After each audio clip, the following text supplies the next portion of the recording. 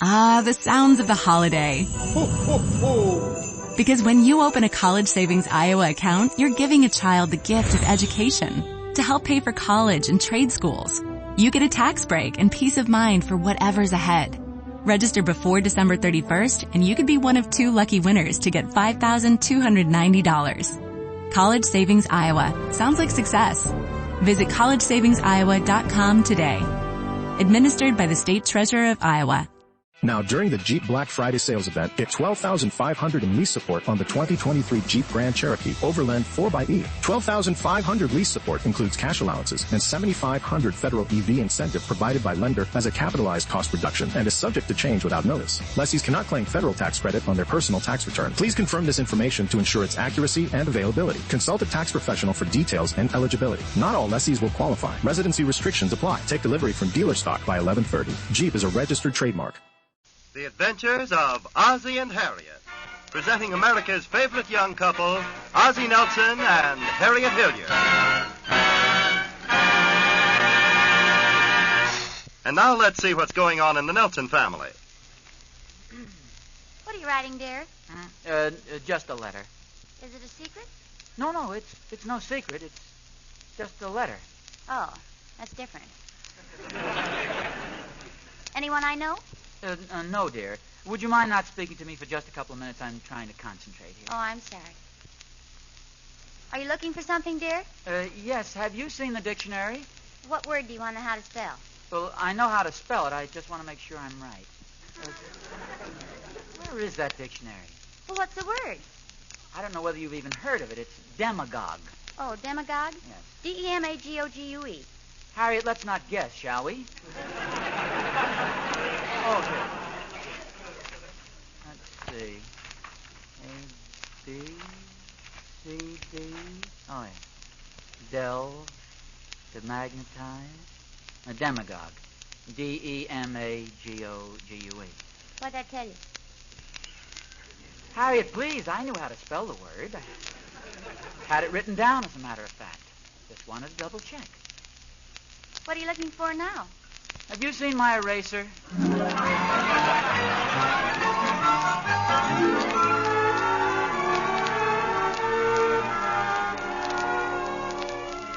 That's what happened 2 nights ago. And that brings us right up to date. Now, let's see. Where were we? Oh, yes. They're at breakfast, and Harriet says... Ozzie, I wish you'd put down that paper and drink your coffee. Just a minute, dear. I just wanted... Say, Harriet... Yes, dear? Listen to this. I just happened to stumble across it here in letters to the editor. Would you care to hear it?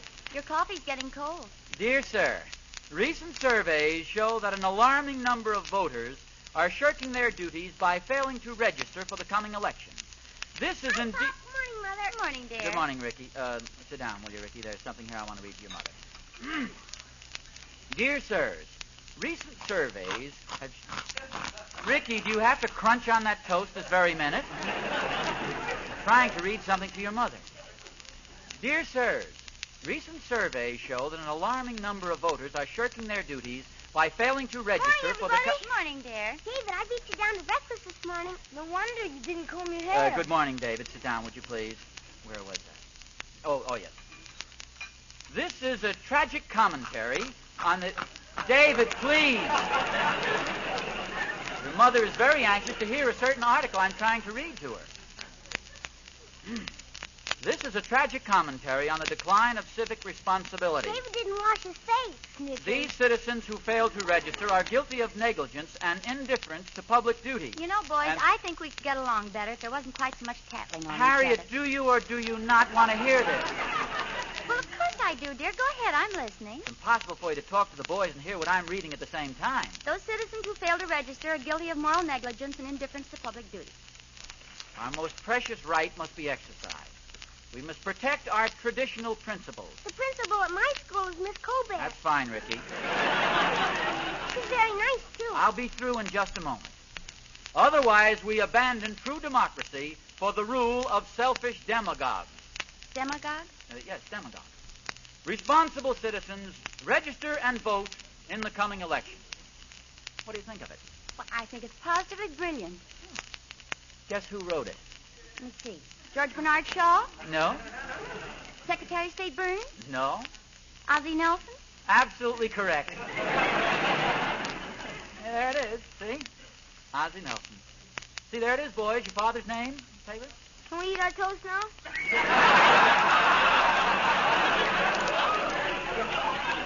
Is that all the impression it makes when I get my name in the paper? Is that good? You know that Cocker Spaniel with Will Thornberry? He had his picture in the paper last month. Yes, but did he write it all? Ozzie, dear, we're very proud of you. It's an excellent letter. Well, thank you, dear. You know something, Harriet? Writing to your newspaper can be a valuable public service, especially when a man has the ability to express himself with clarity and force. That's true, dear. Some more toast? Oh, yes, thank you. Goodness knows there are plenty of issues that are confusing the public right now. I think I'll get some scissors and cut that article out before I forget. Oh, what for, Harriet? Well, I want to save it to show to people. Harriet, it's not worth talking about even. What is it? I just happened to write an ordinary letter reminding the people to get out and register and vote. That's all. What was that? Did you hear something hit against the front door there? Oh, yes, I think it was just the morning paper. But we already got our paper. Well, I kind of figured that my letter might be in the paper today, so I asked the boy to ride back and get a few extra for it. But I only heard one hit against... Oh. I thought you might want to send a copy to your mother and my mother and... Maybe I better get the papers. Ozzie, stay away from that cord. You'll be killed.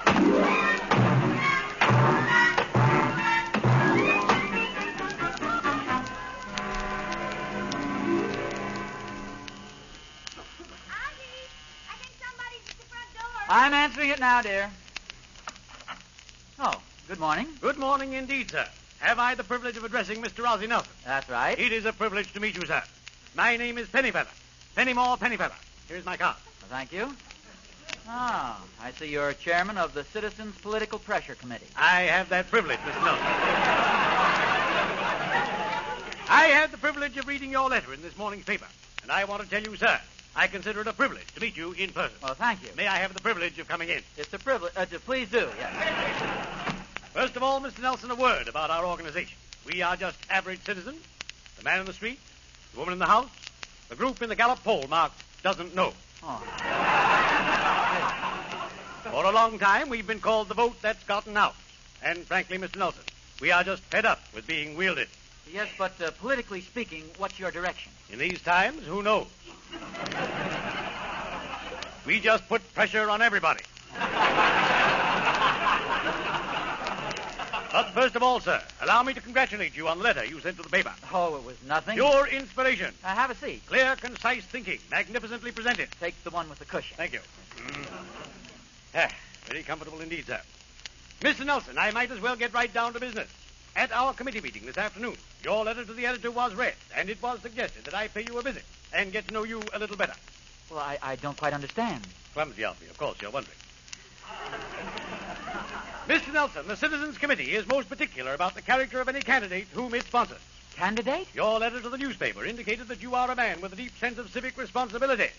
You, Mr. Nelson, are the kind of man the committee likes to present to the taxpayers. But Mr. Pennyway... Pennyfeather. Mr. Pennyfeather. Do you mean what I think you do? We are considering you, sir, for the office of Public Protective Executive Custodian under our banner. Public Executive Protective Custodian? Public Protective Executive Custodian. Well, this is a great honor. I don't know what to say. Your name was only suggested, you understand. Yes. I was appointed to see you and decide if you were, sort of look you over, if you don't mind. Not at all. Thank you.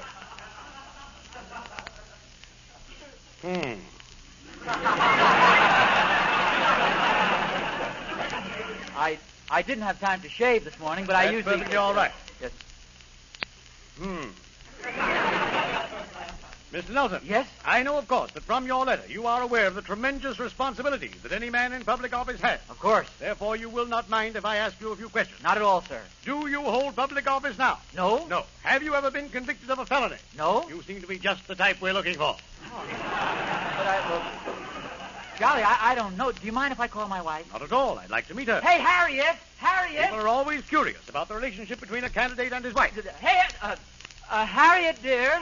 Yes, Ozzie? Harriet, this is Mr. Featherweight. It's Penny Feather. Feather. How do you do? How do you do? Mrs. Nelson, we have asked your husband to be a candidate for public office. Really? Yes, for public executive protective custodian. Public protective executive. Executive.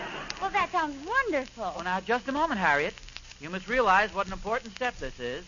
Our quiet, peaceful home life here will all be changed. We'll live in the public eye, subject always to criticism. Few thanks, long hours. I always thought a politician's hours were short. Not just before election. Think it over, Harriet. It's a big step. You know the old saying, politics make strange bed feathers, hey, Mr. Pennyfellow?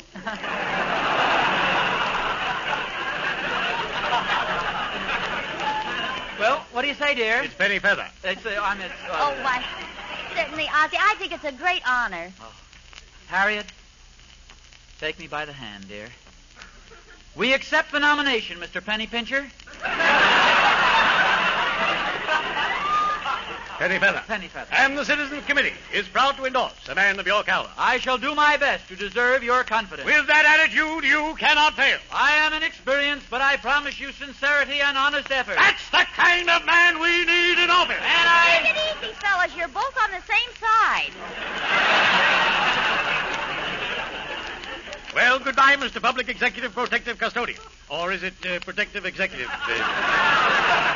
Oh, well, goodbye. Goodbye, Mr. Pennyfeather. It's Penny Feather. Oh, yes. Goodbye.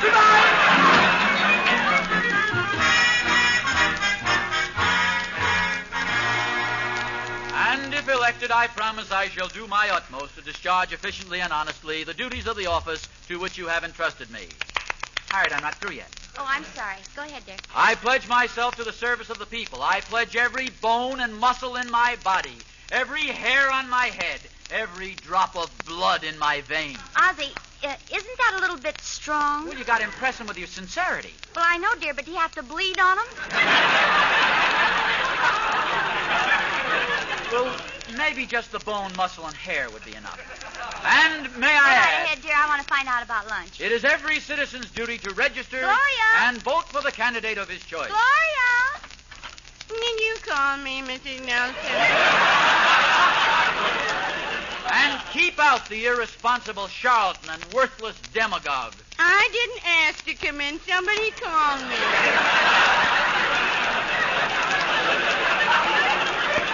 No, Gloria.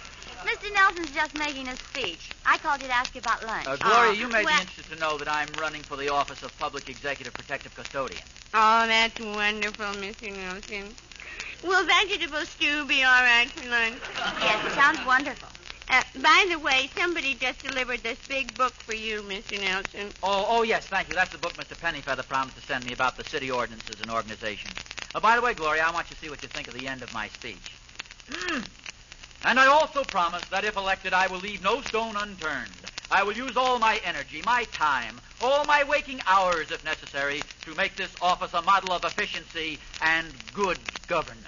Oh, that's cute. Well, thank you. I'm sure you'll be elected. Well, thanks a lot, Gloria, but it isn't such a cinch. Oh, I'm positive you'll win. You can't be sure. Some people think my opponent will win. Oh, you've got an opponent. That's a little different, but I'll vote for you, Mr. Nelson. Well, thanks very much, Gloria, but I don't want you to vote for me unless you think I'm the best man for the job. See, you have to realize it's the duty of a citizen not only to register and vote, but also to keep informed, to know all about the candidates and the duties of their office, and then decide which candidate is capable. Now, I guess you're right. I should know more about it. Mr. Nelson, is your opponent capable? Well, I don't know. Who is your opponent? Well, he's, say, come to think of it, I didn't ask. Well, what are the duties of your office? Well, I'm not sure. See, I wish I was a candidate instead of a voter. Then I wouldn't have to know anything either. Well, I'll think it over while I get lunch ready. Say, by the way, Ozzie, what are you running for? I mean, what are the duties of this executive, protective, whatever? Frankly, I was just wondering the same thing myself. It's probably right in this book, Gloria, again. Let me see. Public offices. From the sound of it, I'd say it had something to do with the treasurer's office, wouldn't you? That's not in that section. Oh, it wouldn't be a minor office like that anyway. And look it up here closer to the mayor. Here it is. Public Protective Executive Custodian. His duties shall consist of... Is lunch ready yet, dear? Well, what office is it, Ozzie? Office? Yes, that's what you just looked up, isn't it? What are the duties of the office you're running for? Harriet, the particular duties of the office aren't important. After all... I know, dear, but what are the duties? Well, it doesn't matter much what a man does. It's the fact he's in public service, that he's doing his best for the people. Ozzie, what are you running for? Dog catcher. Dog catcher? Well, head dog catcher. Well, come on, Ozzie. Let's eat lunch.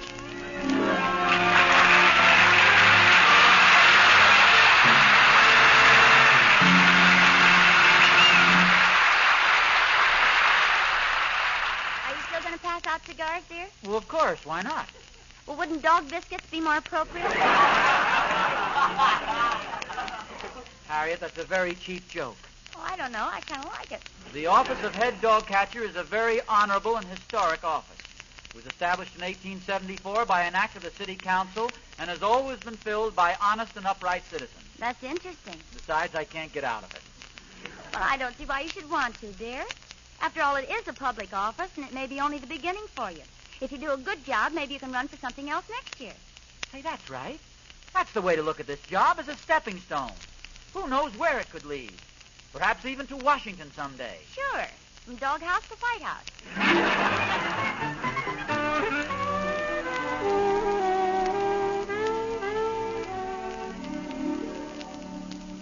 Well, hello, boys. Hi, Pop. Hi, Pop. What happened, fellas? Something go wrong in school? Tell him, David. Might as well tell you, Pop.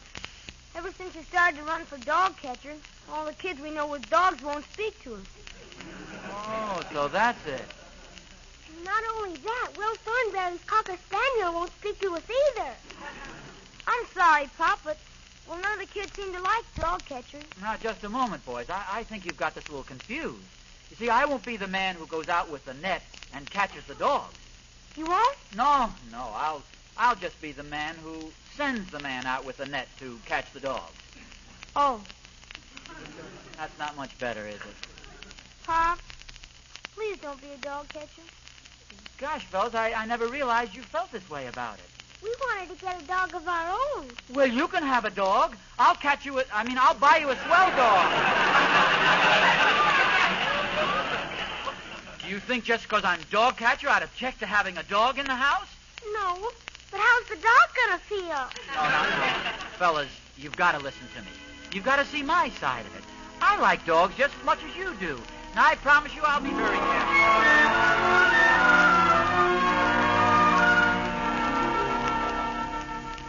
Hello, Mr. Nelson. Oh, hello, Emmy Lou. Mr. Nelson, I ran over as soon as I saw you come out of the house. I heard the news, and I want to tell you that I'm very proud of you. Oh, thank you, Emmy Lou. What an honor it is for me to live next door to you. Oh, you're exaggerating. Oh, no, I'm not. I can't help thinking how proud I'll be someday when a mad dog gets loose on Main Street and people's lives are in danger until you come along, dash in, and capture him with your bare hands.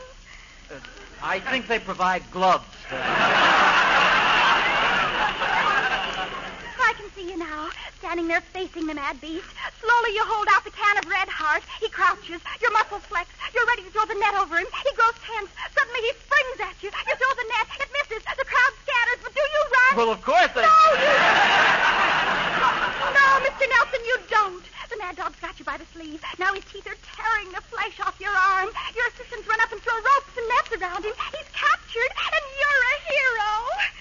Won't that be wonderful for the neighborhood? You know, Emmy, you and the boys are giving me an entirely new picture of this situation. In fact, the whole thing gets less appealing by the minute. Well, do you mean you'd rather not have the job, Mr. Nelson? Well, for one thing, David and Ricky and even Harriet will probably disinherit me if I'm elected. You see, it seems nobody has much sympathy for dog catchers. We're an oppressed minority. Well, if that's the way you feel about it, maybe you'll be lucky and lose the election. No, not with my luck. They've already arranged for me to go out and make speeches and get votes. Well, maybe the people won't like your speeches and won't vote for you. Yay. Hey, that's an idea, Emmy Lou. Maybe I can campaign to lose votes. Well, sure you could. If I could succeed in making bad enough speeches, I may lose the election. Oh, I've got faith in you, Mr. Nelson. You'll be able to do it. It'll be easy for you. Maybe you're right, Emmy Lou. Well, I'll see you later. I'm going to go prepare a few bad speeches. Oh, Mr. Nelson, you're wonderful. The sacrifice you're making for your family, Oh. giving up what may be a brilliant political career. Just think you might be elected dog catcher, then alderman, then mayor, governor. And then who can tell, you might run for president and have your picture taken with Frank Sinatra. And so a strange phenomenon takes place. The Rogers Road political machine grinds to a stop. And slowly goes into reverse. Gradually gathers speed. And more speed. Every cog turning smoothly. Every nut performing his function, turning out speeches. What would I do about loose dogs if I were elected? I'd do the same thing the present incumbent would do about loose dogs if I were the present incumbent and he were elected. That's what I'd do about loose dogs if I were elected. Turning out radio programs. Wake up, America. Time to stump the precinct. Tonight, our guest expert is candidate for dog catcher, Ozzie Nelson. Mr. Nelson, I would like to ask you questions. Who will you vote for as dog catcher? For my opponent, J. O'Mahony. He is experienced. He is independent. O'Mahony wears no dog's collar. More speeches. And so, members of the Ladies' Aid, remember, a vote for me is a vote for inefficiency and corruption.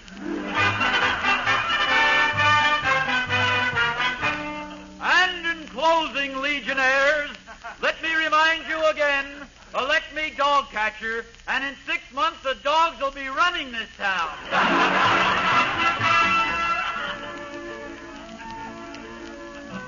So I say to you, daughters of Carrie Gibson, go to the polls tomorrow and vote for my opponent, J.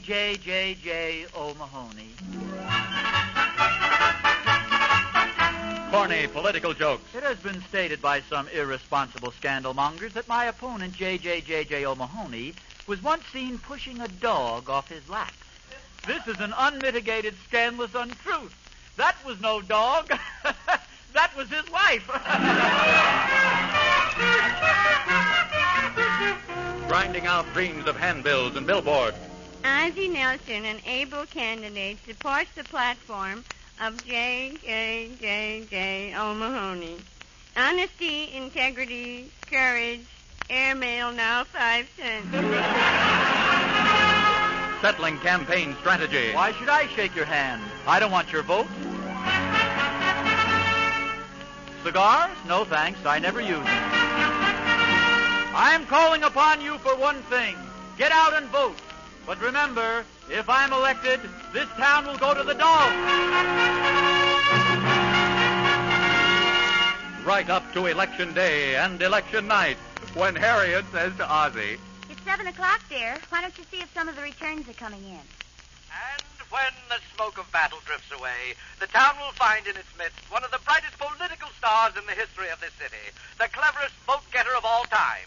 In a very unorthodox, completely nutty campaign, this candidate on the ticket of the Citizens Committee... Citizens Committee? ...swept all opposition before him by the novel method of pretending that he didn't want the job. I guess that it proves that nothing captures the heart of the American public like a good sense of humor. Oh. So let's all congratulate our new dog catcher. Congratulations wherever you are, Mr. Ozzie Nelson, and may you... If that isn't the most amazing thing. Oh, it's terrible. In a way, it's hilariously funny, I suppose, after you tried so hard to get defeated. What am I going to tell my children? That must be the committee to put the crown on your head. Oh, well, Mr. Pennyfeather, come in. Mr. Nelson, I hope you're thoroughly ashamed of yourself. What do you mean? To think that you, of all people, would do a thing like that. But And after that wonderful letter you wrote to the paper. Do you remember what you said in that letter? Well, of course. What's that got to do with the election? What's that got to do with the election? Haven't you heard? That I won, certainly. You won, yes. But you've also been disqualified. Disqualified? I can't take office? No, and all on a technicality, too. Mr. Nelson, you forgot to register. That's impossible. If you forgot to register, how did you vote? Holy smokes, I forgot that, too. Oh.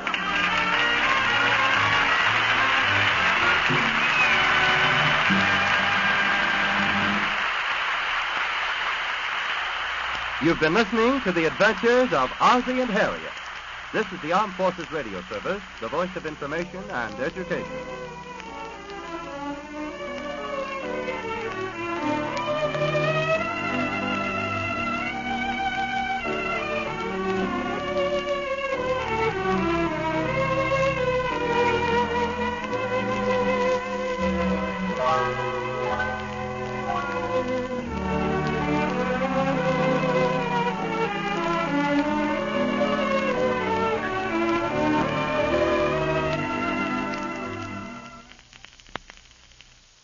The holidays start here at Baker's with a variety of options to celebrate traditions old and new. Whether you're making a traditional roasted turkey or spicy turkey tacos, your go-to shrimp cocktail, or your first Cajun risotto, Baker's has all the freshest ingredients to embrace your traditions. Baker's, fresh for everyone. We've locked in low prices to help you save big store-wide. Look for the locked-in low prices tags and enjoy extra savings throughout the store. Baker's, fresh for everyone. Judy was boring. Hello. Then Judy discovered ChumbaCasino.com. It's my little escape. Now Judy's the life of the party. Oh, baby, mama's bringing home the bacon. Whoa, take it easy, Judy. The Chumba life is for everybody. So go to ChumbaCasino.com and play over 100 casino-style games. Join today and play for free for your chance to redeem some serious prizes. ChumbaCasino.com. No purchase necessary. Void where prohibited by law. 18+ terms and conditions apply. See website for details.